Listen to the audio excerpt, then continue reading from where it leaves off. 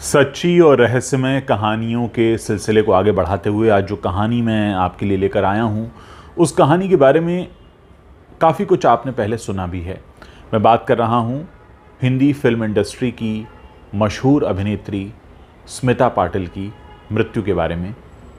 स्मिता पाटिल की मृत्यु हुई 13 दिसंबर 1986 को, लेकिन उससे ठीक 15 दिन पहले यानी 28 नवंबर 1986 को उन्होंने अपने और अपने पति राज बब्बर के बेटे प्रतीक बब्बर को जन्म दिया था। जन्म देने के बाद बहुत जल्द ही उन्होंने प्रतीक का नामकरण भी कर दिया और सब कुछ ठीक चल रहा था। और ये बात है ठीक उनकी मृत्यु से 2 दिन पहले की। वो अपने बच्चे को चुप करा रही थी। आमतौर पर होता है, बच्चे रोते हैं और छोटा बच्चा जो अभी 12-15 दिन का है वो तो रोएगा। वो चुप करा रही थी और चुप कराते कराते उसको उन्होंने अपने पास रख लिया। लेकिन लोग बताते हैं कि ऐसा कुछ हुआ कि जो बच्चा था वो अपना सिर उनसे दूर कर रहा था। फिर उन्हें एहसास हुआ कि शायद उन्हें टेम्परेचर है, क्योंकि उनकी तबीयत बिगड़ रही थी, इस वजह से वो दूर कर रहा है। तो कहीं ना कहीं कहते हैं कि क्या कुछ एहसास हो गया था, क्योंकि बच्चों के बारे में कहा जाता है और आपने सुना भी होगा कि बच्चों को चीज़ों का आभास हो जाता है। वो बोलकर बता तो नहीं सकते लेकिन महसूस करने लगते हैं। ख़ासकर जो बच्चे बिल्कुल 5 साल से भी छोटी उम्र के होते हैं, जिन्हें ज़्यादा जानकारी नहीं होती, वो चीज़ों को सेंस कर लेते हैं।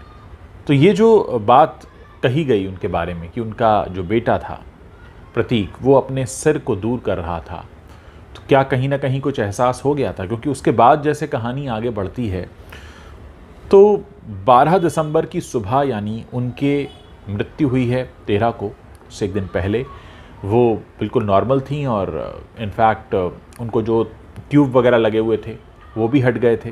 और ऐसा बताते हैं कि राज बब्बर जब वापस लौटे उस दिन काम से तो उन्होंने देखा कि वो थोड़ा ठीक लग रही हैं और उनकी ट्यूब भी हटी हुई है और उनको किसी पार्टी में जाना था। तो स्मिता पाटिल ने उनसे कहा भी कि मैं साथ में चलती हूँ, लेकिन उन्होंने कहा कि नहीं, तुम्हारी तबीयत अभी ख़राब है तो तुम आराम करो, मैं अकेला ही जाता हूँ।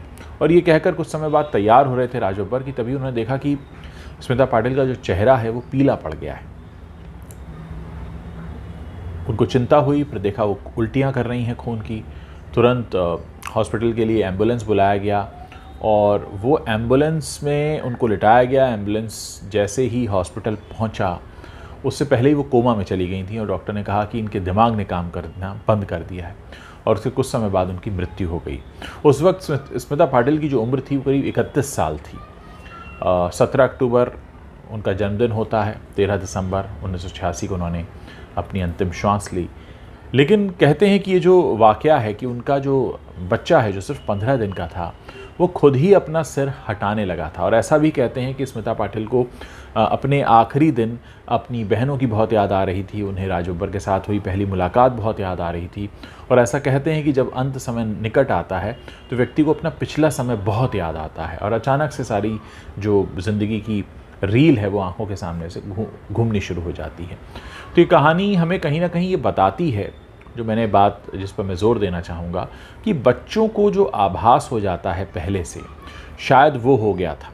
आज प्रतीक बब्बर खुद 35 साल के हैं और काफ़ी अच्छा काम कर रहे हैं, लेकिन आज भी जब भी प्रतीक बब्बर का जिक्र होता है, राज बब्बर का जिक्र होता है, स्मिता पाटिल का जिक्र होता है, ये घटना ज़रूर याद आती है कि कैसे सब कुछ ठीक था और अचानक ऐसा उनके साथ हुआ। चाइल्ड बर्थ कॉम्प्लिकेशंस जो होते हैं वही कारण रहे स्मिता पाटिल के न रहने के, लेकिन कहीं ना कहीं कहते हैं कि उनके बच्चे को वो एहसास हो गया था। और ये भी कहा गया उनके बारे में कि जाहिर है किसी भी माँ के ऊपर लागू होगा कि वो अपने बच्चे से दूर नहीं होना चाह रही थी। और वो जो उन्हें बुखार था और वो जो बच्चा अपना सर दूर कर रहा था उनसे, तो इस वजह से उनको ऐसा लगा कि मेरा बच्चा मुझसे दूर हो रहा है। लेकिन मजबूरी थी, ज़्यादा टेम्परेचर है तो बच्चे को पास भी नहीं रख सकते, उसको भी इन्फेक्शन हो सकता है। लेकिन कहते हैं कि वो काफ़ी इस बात को लेकर चिंतित थी और परेशान हो रही थी कि मेरे बेटे को मुझसे दूर कर दिया है। लेकिन वो नहीं जानती थी कि बात ये सिर्फ 1-2 दिन की नहीं है, बल्कि अब ये साथ छूटने वाला है। खैर, माँ की कमी तो कोई पूरी नहीं कर सकता, लेकिन इतना ज़रूर है कि ऐसी घटनाओं से हम कुछ ना कुछ सीखते और जानते ज़रूर हैं। और ये मैंने व्यक्तिगत रूप से भी महसूस किया है कि बच्चे बहुत जल्दी सेंस कर लेते हैं चीज़ों को, उनको पता लगने लगता है उनके पास इतनी जानकारी तो नहीं होती कि वो जो सेंस कर रहे हैं उसे वो किस तरह से बताएं, लेकिन कहीं ना कहीं उनके व्यवहार में, उनके एक्सप्रेशंस में वो आने लगता है। तो ये कहानी मैंने आज कहीं पढ़ी थी और मैं पहले भी इस घटना के बारे में पढ़ता रहा हूँ और मेरी इच्छा हुई कि मैं आपको इस घटना के बारे में बताऊं कि ऐसा कुछ हुआ था, आखिरी वक्त क्या चल रहा था स्मिता पाटिल के आसपास। और किसी ने सोचा नहीं था कि 31 साल की उम्र में जो इतना नाम कमा रही है अभिनेत्री और बिल्कुल मध्यम वर्ग से आती है, हालांकि उनके पिता पॉलिटिशियन थे लेकिन वो सादगी से काफ़ी रहा करती थी। तो आज ये मैंने कहानी आपको सुनाई कि किस तरह से कहा जाता है कि कहीं ना कहीं उनके बच्चे को वो एहसास हो गया था। कोशिश करेंगे आगे भी इस तरह की और रियल लाइफ कहानियाँ आपके लिए लेकर आते रहें ताकि आप समझ सकें कि हमारे आसपास जो भी घटा है वो किस तरह से हुआ और क्या उनमें कोई सीख छिपी है।